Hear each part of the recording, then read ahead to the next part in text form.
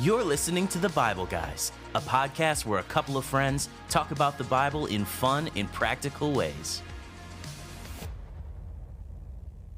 You know, the intro said we're talking about the Bible in fun and practical ways. Yeah. So try to make it fun today. Yeah, well, we're talking about Jesus sends a demon out of a girl. Oh, That's fun. that's fun. Well, it was for her. Yeah, well, yes, yeah, you're right about on the other that. side of it, it's She good had for fun her. afterwards. Yes, yeah, there you go. yeah. There I don't you think anything was fun about that with her. Right. No, that was But, yeah. pretty amazing. But hey, I guess he's Jeff. I'm Chris. We're the Bible Guys, and we're going to start out talking about. Well, actually, our segment says. Guess the word. Guess the word. So just like Taboo, Yeah. you're going to give me clues. That's correct. And so traditionally, if you're watching as opposed to listening, we're going to display on the screen the words that you're not allowed to say. Yes. And you're gonna. So I have I have 5 words I'm not allowed to say. Yep. While I'm trying to get you to say the key word. And so the audience is racing me. Mm-hmm. All right. Give it to me. You take the fruit, put it in a press, Yep. and it's and then Juice. Oh, you're getting there. It's the kind that is very popular in Michigan about this time of year. Cider. There you go. Yes. Whew. That was a hard one. What couldn't you say? I could not say apple, fall, orchard, drink, or hot. Wow. That was a hard one. That is hard to get to cider. Yeah. Okay. This one is more relevant for you than for me because you've seen all of them. Movies. Everything. Yes. And specifically Thriller, action movies. No, specifically family types that come from a very distinct brand. Disney movies. There you go. Yes. And then this one would be from the Middle East. Middle East. Aladdin. There you go. Okay. That's so I funny. wasn't allowed to say cartoon, thief, genie, Disney, or lamp. Oh. I could have said magic carpet. I would have said Robin Williams gives you 3 wishes. Yeah. But then you would have said genie. Oh, yeah, I guess so. Yeah. Okay, here we go. The movie in which Yeah, Robin okay, Williams- you were just talking about the Minnesota Vikings Yes. yesterday. Yes. In our podcast, and so this is an event that happens in Super Bowl. in those kind of games where there's Halftime. it's a significant turnover. Fumble. There you go. Interception. Fumble. There you go. Fumble. Okay. Clumsy drop, football catch in hands. Wow. I wasn't allowed to say. Okay. Okay, this one here is okay.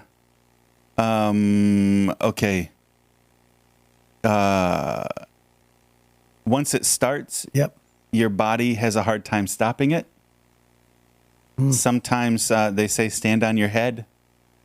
Sometimes they say You pass out. don't breathe.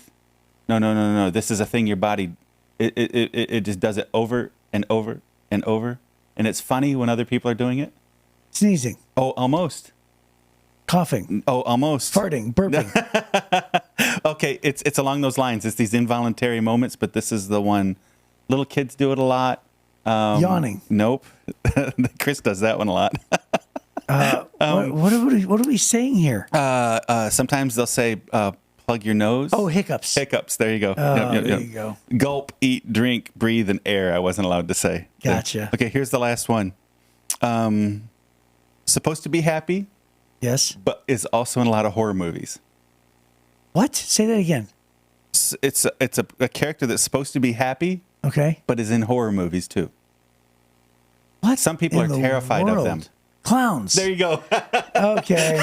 I was like, what are you saying? Yeah. Circus, makeup, birthday party, funny, and costume. That's so I had funny. to come at it from a different angle. I couldn't do it. Ironically, my family and I just watched the cartoon version of Aladdin yesterday. Oh, did you really? Yeah, just for fun. See, there you go. Well, then I'm glad that came up. Thank you, Desiree. Yeah, that was that's fun. amazing. Yeah, that's difficult. More difficult for you, I think.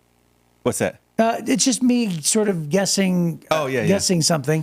But Yeah. for you, you're I have having to- to I have to be thinking- work yeah. hard to not say Not to things. say those words. So I just want to point out, since we started doing these, because we've Yes. done like 4 or 5 of these, there's never been a time that we've accidentally said the wrong word.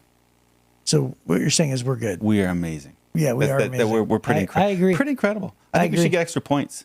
Maybe you should give us an extra 1,000 points today. Yes. You think? I'm so happy if we get an extra 1,000 points. It makes your day. What made Chris happy this week? Yeah, I'm walking around thinking, woo, Man, I got an extra 1,000 points man, I today. got a lot of points.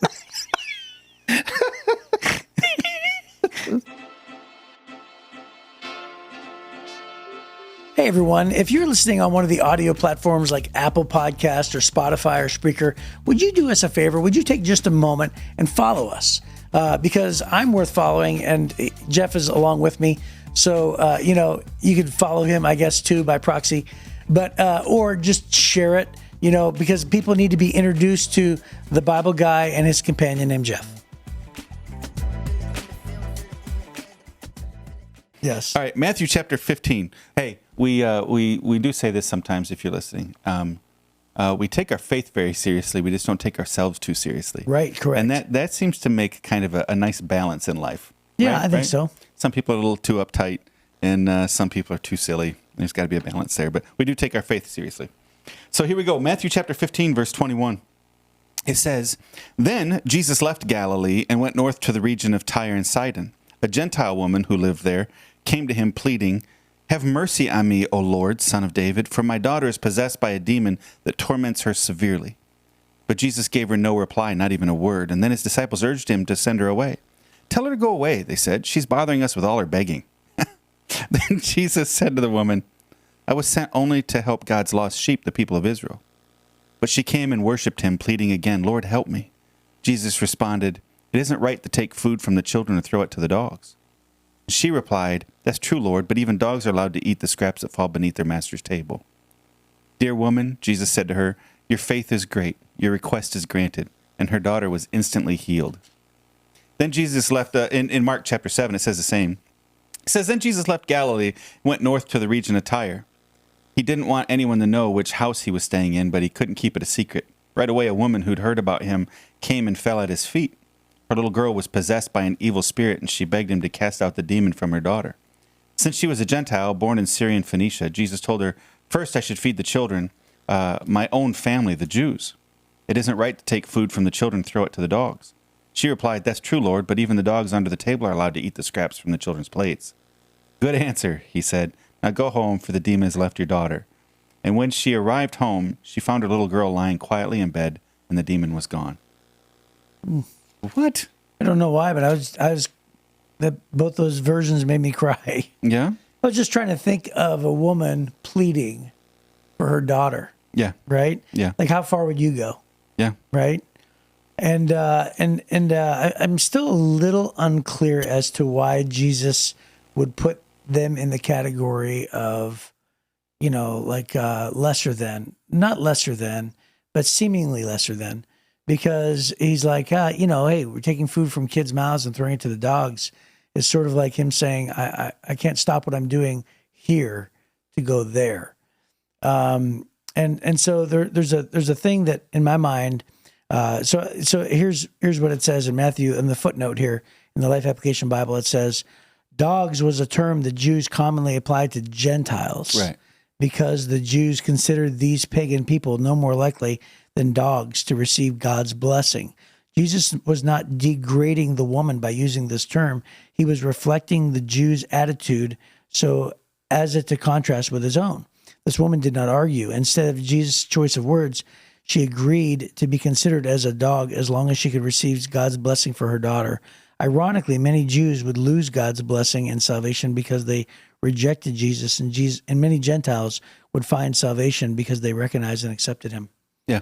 So I can see that. I can see that because, again, it's hard sometimes in the 21st century to read something and say, how is this received through the lens of our culture? Yeah. They always, like when you see movies, you look back and say, well, that didn't age well. You're right. Right. Yeah. And some things don't feel like they age well. Mm-hmm.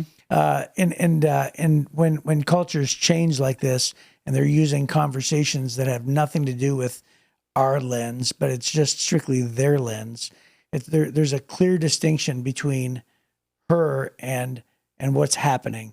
And here, what this book is saying is it's offering that the term dogs was very common. It was remember, Jesus came to the Jews, and in the Old Testament, the Jews were the chosen people. Yeah. Right. Mm-hmm. And so Gentiles were referred to as what? Lawless. Right. They were referred to as pagans. They were referred to, in this case, dogs. Yeah. So this didn't surprise her. Mm-hmm. This is exactly the kind of of thing. Now, let's flip it the other way. Typically, the Gentiles would not come to a Jewish rabbi for any reason either, right? So it's not like it was just the Jews being racist towards Gentiles. The Gentiles also despised the Jews, right? So it was kind of chicken or the egg kind of thing. Why? Why were these things this way? So the highlight in both of these passages is that she is not a Jew. Jesus has left Galilee for a while, about 30 miles. Tyre is about 30 miles from Capernaum. So that's a long way when you're walking. Yeah. That's like 2 days walk, right? Or more. So he's trying to get away. He didn't want anybody to know where he was. He's trying to take a vacation. That's what he's doing. He's just overwhelmed by people. And it says that he had hoped, where does it say? It's in the Mark passage. It says that he had, in the first verse, he didn't want anyone to know which house he was staying in, but he couldn't keep it a secret. Right? So he's trying to go on vacation. He's trying to get away. He's trying not to be the guy, right? But this Syro-Phoenician woman, this woman that was born in Syria of a Phoenician family, so she's kind of mixed anyways, they would not have had respect towards a Jewish rabbi. They would have despised these guys. So it went both ways. And so the term that the Jews used, as a matter of fact, in some times, there weren't any other words for Gentiles other than words like dog, right? That's how they would speak. And so in that instance, Jesus is not saying to her, you are a dog.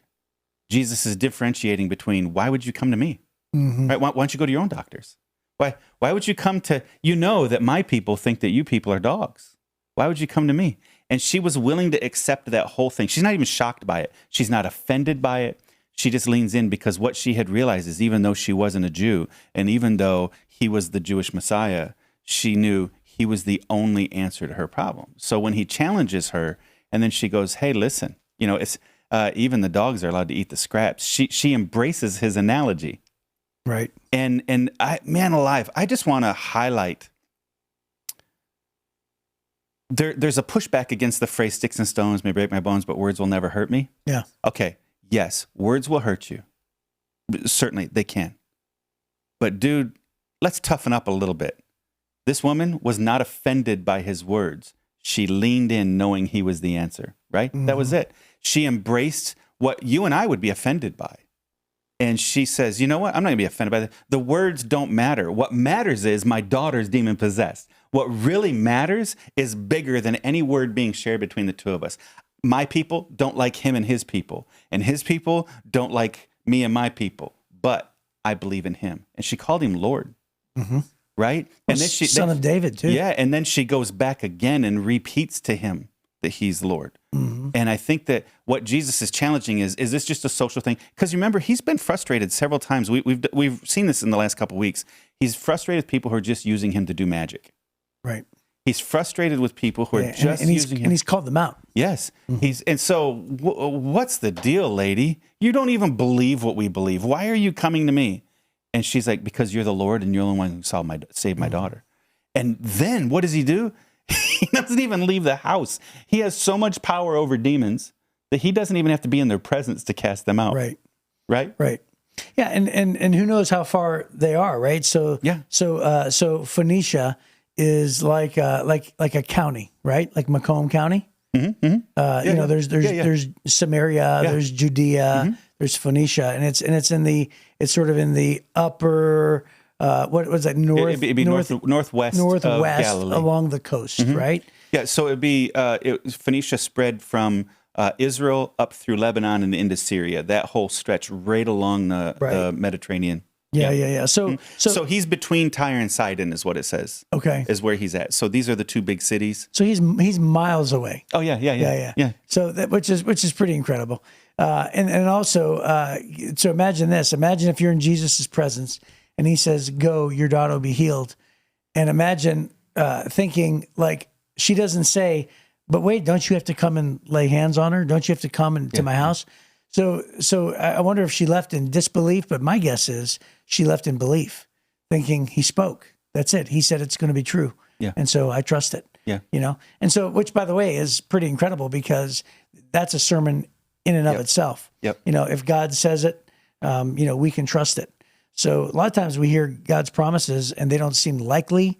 They don't seem believable. Circumstances pile against it. But we know what is true. And we have to just simply say, okay, God, if you say it, I believe it. Yeah. I think there's another thing too. Sometimes it's very evident that what both Mark and Matthew are trying to tell us is that this is a foreigner who does not come from the same culture, does not believe the same things, is not even looking for the Jewish Messiah. Right? So the test here is not the words being exchanged. We in our culture are so offended by words, but that is not the test here. The test is, do you really see me as Lord or not? That's the test, right? Right. And so if that's it, I think it's important for us when we read scripture to not guess that we have a superior sense of morality than Jesus did. Right. Right? Yeah. The thing that would offend us is not the thing that was offensive in that culture at that time. Right? And so sometimes when we read scripture, sometimes when we think of how God does things, we set our morality above God's morality. And I think there's a tremendous amount of danger in that. If she wasn't offended, we shouldn't be offended for her. Right, right. Yeah, that's right. That's exactly right. Right? So there's a lot to be said there. But I think the beautiful thing is, I started laughing when I was reading. The disciples are like, send her away. She just won't leave us alone. They also want a break. Yeah. And there's something to be said about that. You've been in ministry. Our job is to serve people. And let's be honest, after a while, people become exhausting. Sure. And there are times you just want to get away. Especially certain people. I'm not making eye contact. I'm not going to say their name, but I'll give you their initials. No, I wasn't Chris implying you. Sarbaugh. I wasn't implying you. I was just saying, like, we all know a category of people. Yeah. And so, it can be exhausting. And so Jesus needed some time away. And that's another principle I think we can just blow by here. Yeah. And that is, it's okay to take time. It's okay to disconnect and go, rest and restore yourself. And so sometimes he'd go up in the mountains and pray or out in the desert to pray. This time he leaves and goes to the beach. Yeah. He goes to Tyre and Sidon, right on the ocean, right? And that's where he's at. And he's just wanting to take a break. And the disciples too. Just send her away. Yeah. She's not even one of us. Just send her away. But her persistence caught Jesus' attention, and he decided to engage. At first, he ignores her. You're right. Right? No, I'm sorry. I'm not signing autographs right now. Right. This is what he's doing. He's ignoring her. And then finally, her persistence catches her attention. And this is a theme Jesus talks about quite a bit, where he says, keep on asking, keep on seeking, right? Yeah. Be that woman who keeps knocking on the door. And it's precious to me because it says when she goes home, her daughter was lying quietly in bed and the demon was gone. She got what she needed because of her persistence. That's awesome. Well, that's a good place to end. And we'll see you next time on The Bible Guys.